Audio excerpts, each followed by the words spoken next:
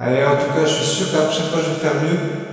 Ça va pas être difficile vu que je suis arrivé l'année dernière, étant donné que j'ai lâché les phares.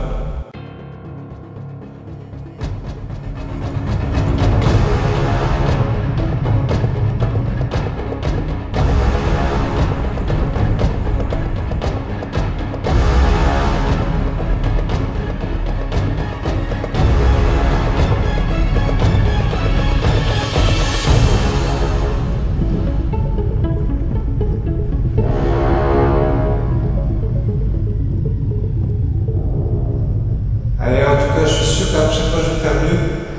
Ça va pas être difficile vu que je suis arrivé l'année dernière, étant donné que j'ai lâché les phares.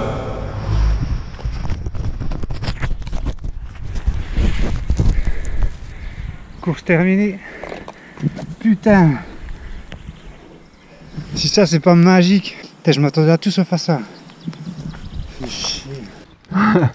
Non mais quel loser ce RCO, sérieux. Bonjour les machines. Bon, pas besoin de vous faire un dessin, vous aurez compris. J'ai abandonné ma dernière course à cause de ma pédale qui s'est dévissée. Donc c'était génial. Donc aujourd'hui on se retrouve pour le GP2 éteint. Donc cette fois-ci je connais le parcours vu que c'est exactement le même que j'ai fait mercredi où j'ai abandonné.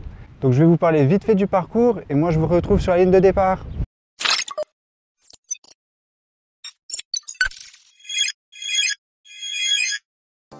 Pas mal le tracé aux couleurs du Giro. Donc c'était un tracé plutôt plat, aucune difficulté, pas de boss. C'est juste des petits faux plats montants et descendants. Par contre il y a un passage où la route est très étroite, donc il faudra faire attention à être bien placé. Et aussi à la fin c'est plutôt sinueux avec un virage à droite, un virage à gauche et un autre virage à droite juste avant la ligne d'arrivée. Donc il faudra être vigilant. Ouais, c'était un trou de malade.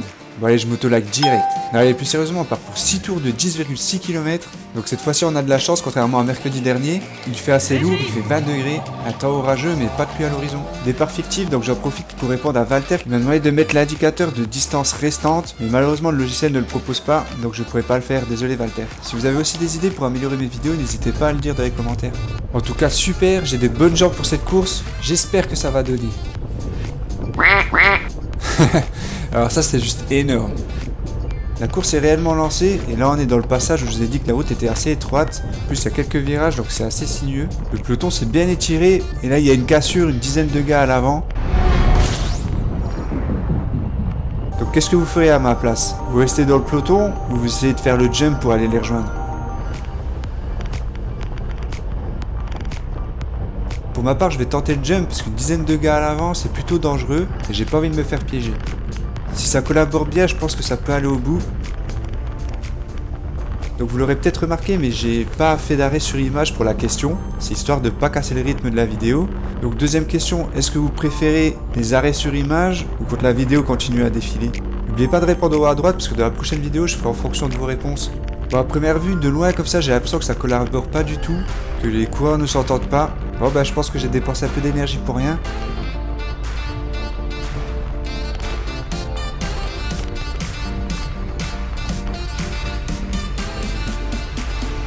Voilà, c'est quoi ce bordel là?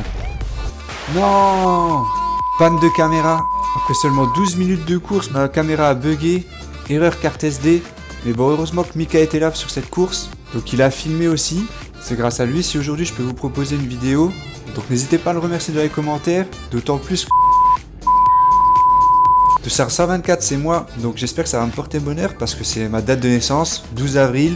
Donc retenez-le bien pour l'année prochaine. Toutes les données à l'écran, ce sont les miennes, donc c'est ma puissance, ma fréquence cardiaque et tout. Et par contre, je sais pas pourquoi il y a eu un petit problème au niveau de la distance, donc c'est faux. N'en tenez pas compte, d'ailleurs je vais le barrer tout de suite.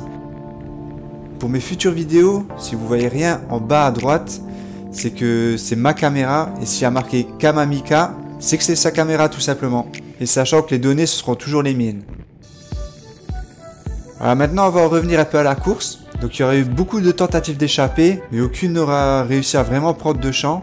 Si peut-être une de 3 ou 4 coureurs qui sont partis quelques temps, mais moins d'un tour. Les échappées ont toujours été reprises.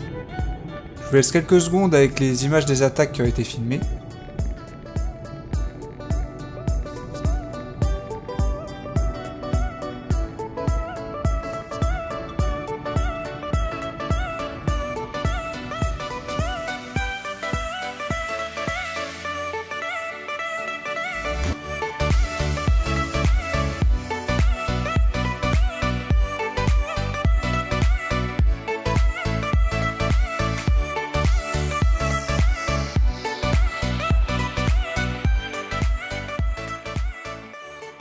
Ça, c'est les images des 4 coureurs qui sont échappés au tout début du deuxième tour.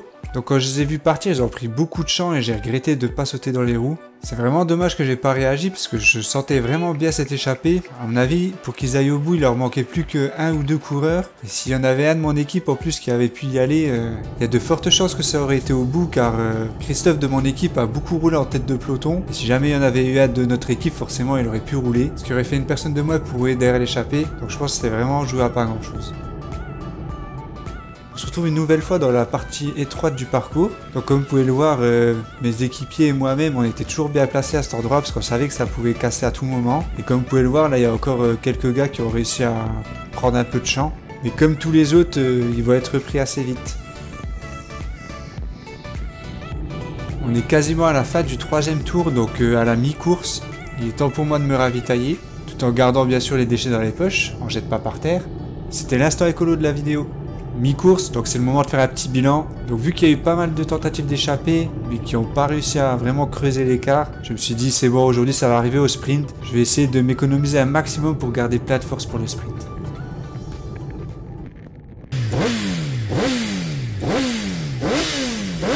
Moto.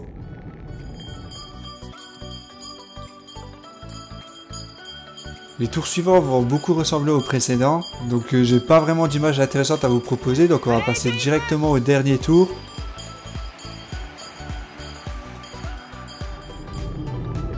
À l'entame du dernier tour, on le voit pas sur la cam, mais il y a un coureur du N2C qui a fait une belle attaque et qui a réussi à prendre pas mal de champs. Contrairement à la dernière course, je vais pas céder à la panique parce que finalement il est tout seul. Malheureusement pour lui, il va être pris, mais il aura quand même le mérite d'avoir fait l'échappée la plus longue de la course, il me semble.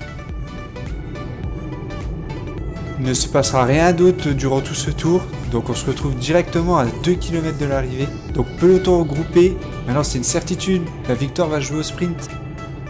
Pour que vous puissiez profiter un maximum, je vais vous laisser en totale immersion pour le finish.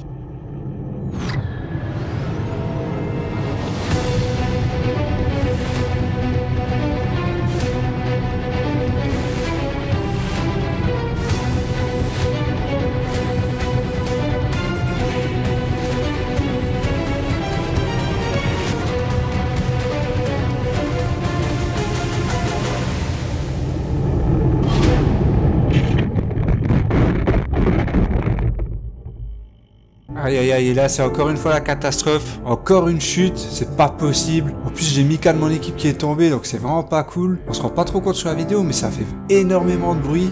D'ailleurs ça a été tellement violent qu'il y a un coureur qui a carrément perdu connaissance, donc les pompiers ont dû venir et tout. C'était vraiment pas cool. C'est un coureur de Famec. J'ai essayé de prendre des nouvelles de lui, mais son club ne m'a toujours pas répondu. Par contre j'ai réussi à trouver des infos, et apparemment il va bien quand même, malgré beaucoup d'égratignures forcément. Rien de cassé pour lui, donc je lui souhaite un très bon rétablissement, ainsi qu'à Mika aussi, et à tous ceux qui sont tombés, parce que je sais pas exactement qui est tombé. Et pour finir, bon rétablissement à toi aussi Patrick. Aïe aïe aïe, ça en fait de la casse tout ça. Tout ça est arrivé derrière moi, donc j'ai pas vu sur le coup qui est tombé. Mais je peux vous dire ça m'a bien refroidi parce qu'il y a pas mal de virages avant l'arrivée. Je vais vous les montrer tout de suite. Donc on a le premier virage à droite.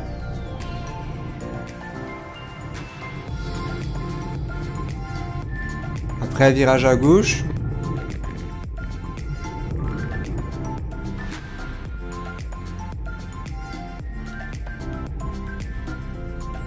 Après là, un genre de petit S.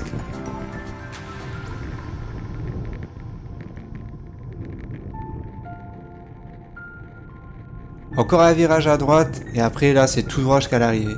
Ça nous fait une arrivée assez compliquée avec tous ces virages. Il fallait être vraiment bien placé. Pour ma part, j'étais aux environs de la 7ème position. Mais est-ce que ça aura suffi? Vous allez avoir la réponse en image.